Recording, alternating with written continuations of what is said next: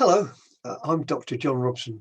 My lecture subjects are forensic odontology, which includes identification and bite marks, forensic science, including fingerprints, pathology, DNA, toxicology, and historical true crime.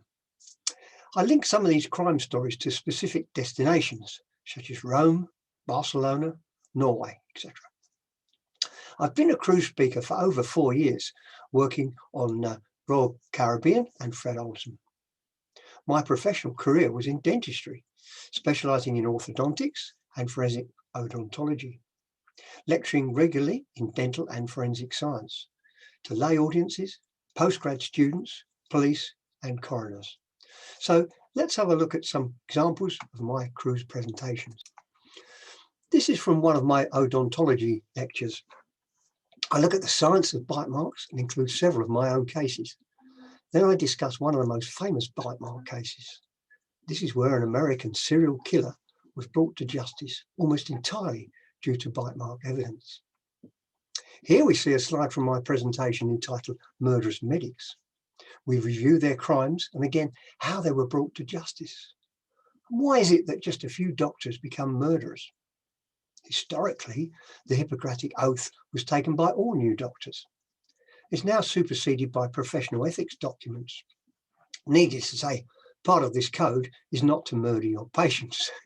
So we have a look at some of these dodgy doctors, such as Shipman and Crippen. They're probably quite familiar, but I also talk about the crimes of those that are less well known. This is from my lecture called Rogues in and Around Rome. It includes the famous case of the American young lady, Amanda Knox. She was twice found guilty and twice acquitted of murder.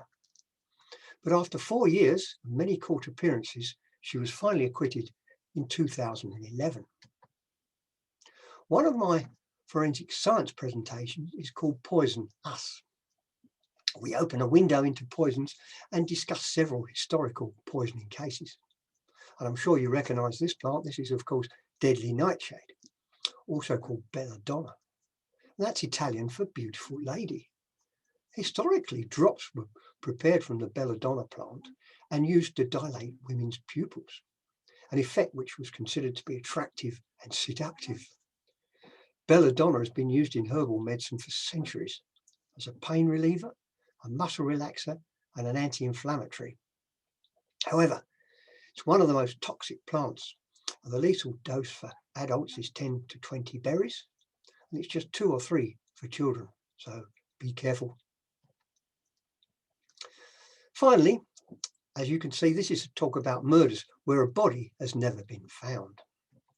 For example, in July 2001, Peter Falconio and his partner, Joanne Lees, were driving at night near Alice Springs in Australia.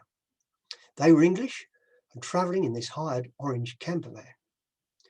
Peter disappeared and has never been found. Initially, the police had grounds to suspect that Joanne herself was involved. However, over 4 years later, a local man was charged and found guilty of Peter Falconio's murder. So that's a quick resume of some of my presentations. All forensic work is necessarily pretty serious, so I incorporate a little humour now and then. I find this is well received. Thank you for listening, and I hope this has been of some interest.